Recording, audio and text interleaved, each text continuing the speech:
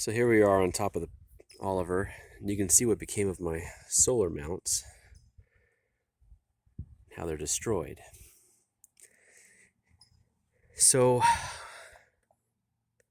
the factory said to remove them, I needed to cut these flush and let the bottom portion drop in between the two holes and just flop around. I had a better idea, and I was able to remove them. Well, so far just this one.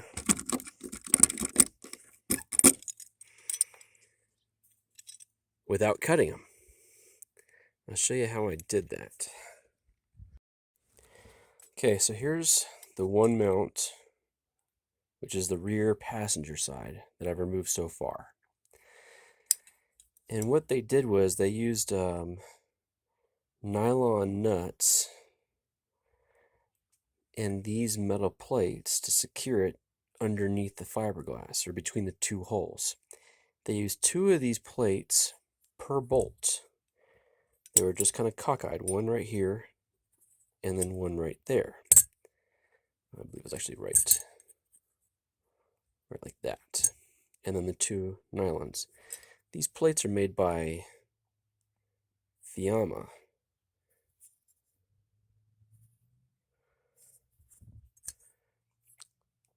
I'm going to show you how I got these out. Now this won't be a problem on any trailer after mid-2018. According to the service department at Oliver, that's when they started fiberglassing in a nice big chunk of plate. And that's what I thought I had when I first started doing this. So I was a bit surprised to see this. Now, the factory, I asked them how do they install solar if someone bought it without solar and they wanted to add it later. And what they said they'd do is they would cut on the inner hole holes. And then they can get there with a socket wrench and tighten everything down. There would be 4 holes, 2 in the front, obviously, maybe even 4 holes. I'm not sure how they did it, but they'd drill here, and then obviously back here where the rear mounts are. I didn't like that because I don't want to make fiberglass patches. They're always going to be visible, and I can't drive to Tennessee because I live in California. I just got back from Tennessee. It takes too long to drive there. So let me show you how I got these off without drilling. So the first thing you need to do is remove the max fan. And to do that, you're first going to remove this inner flange. It's just there for decorative purposes, and it's held in by 4 screws. I've already removed 2 of them, and I've already had this out, so I'm just going to quickly undo this screw. You need a screwdriver, of course, but mine's are already out. And then, of course, this one.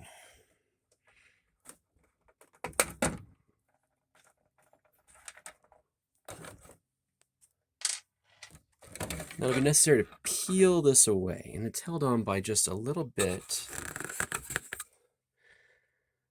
I'm not sure what that is, if it's some sort of tape or butyl, I'm not sure. It also has a little bit of caulking around the side. So you have to gently kind of break the seal, and I just use a putty knife, very gently, a plastic putty knife, and then just peel around this, and it falls right out. Okay, so here we are on top. And this is our max fan with it opened. And you only have to remove 4 screws. There's going to be one right here. There should have been one right here, but there wasn't from the factory. And we're going to take this side off. It just comes right out. Okay, here we are on the driver's side. Again, just 2 screws come out. And then this whole assembly is just going to fall off. Well, not fall off. It'll come out.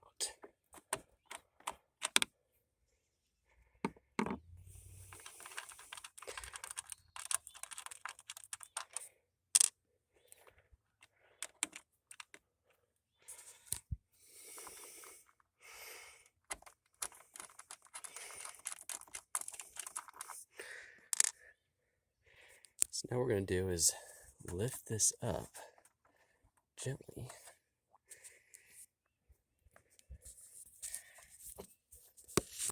Let's see if that'll hold it. this comes out.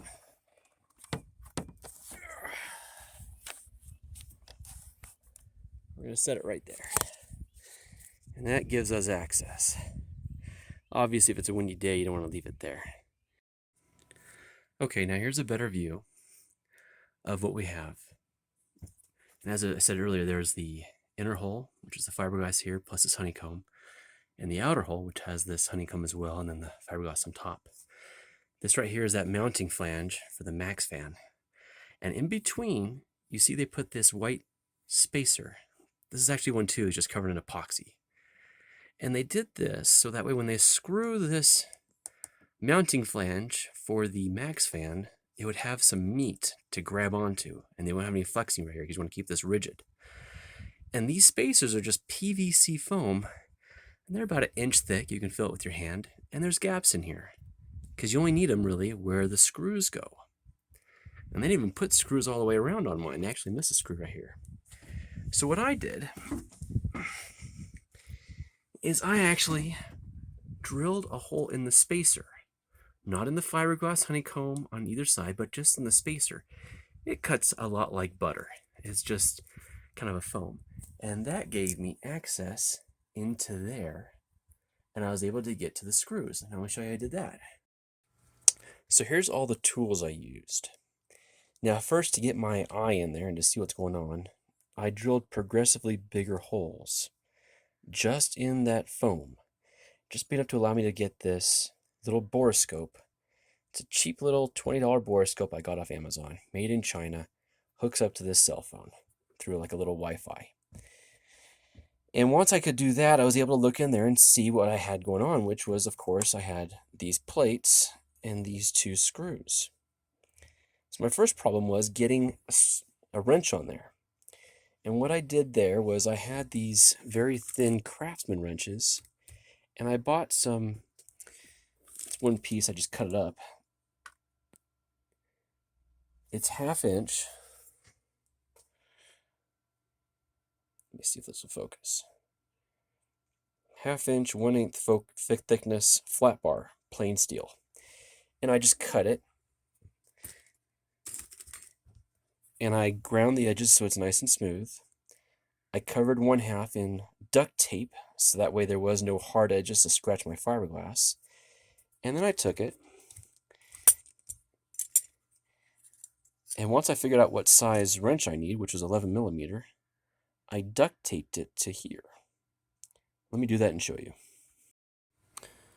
So here's that piece, and it's duct taped, and you see I've gone pretty much the whole length of the wrench with 2 long strips, and that keeps it pretty well on there. It's not going to come off. Remember, you can't take off the bolt without applying pressure on the bottom nut, and that's all we're doing here. And because they used a good stainless bolt, I'm not sure the nuts are, or at least the bolt was, we didn't have to worry about rust issues or it sticking. So all I needed was just duct tape to hold this on here, and it's on there pretty good. You could put a good amount of torque on this and it wouldn't come off. And then I was able to reach in there. Ow, my head. Reach in there with this and grab hold of that nut. Obviously I had the borescope in there as well, giving me light so I could see it. I should also mention, to make the hole bigger, I had to use this multi-tool. I got the it's only like I think 3/4 of an inch wide blade, and it cut right through there. So I just drilled 2 holes on both sides with my screw gun, and then I cut them out with this. I'll have to patch it later, but that's tomorrow's problem. I also forgot to mention how I got the bolt out of there.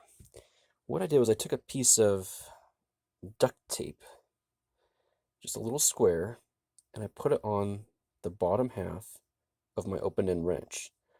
So like this. So when I was able to shove the nut in between, and after I'd taken it out, it kind of fell right in the middle to that duct tape. So the focus. and it just kind of stuck on there. Because they're so small and don't know much weight, they just stayed there. Now, I also had to get these out. I didn't have to, but I wanted to.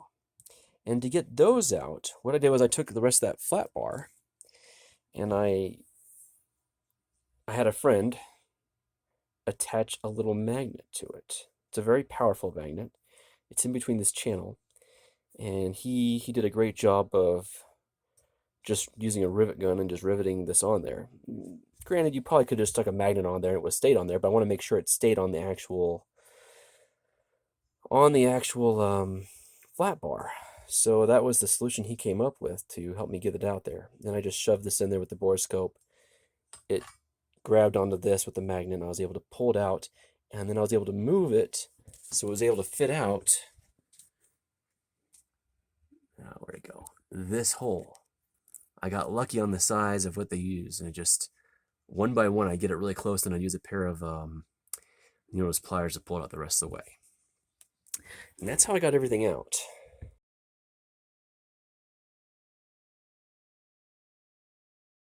Okay, so here's my little borescope. Here's this 48-inch piece of rod with a wrench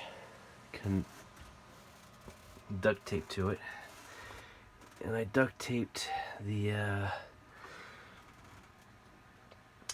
borescope to the wrench, and right here you can see what they're doing on the inside.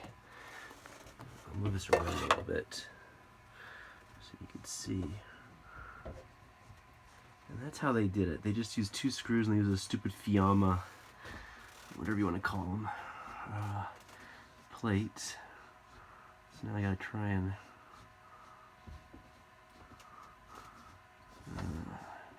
hit this one. We'll try this one first.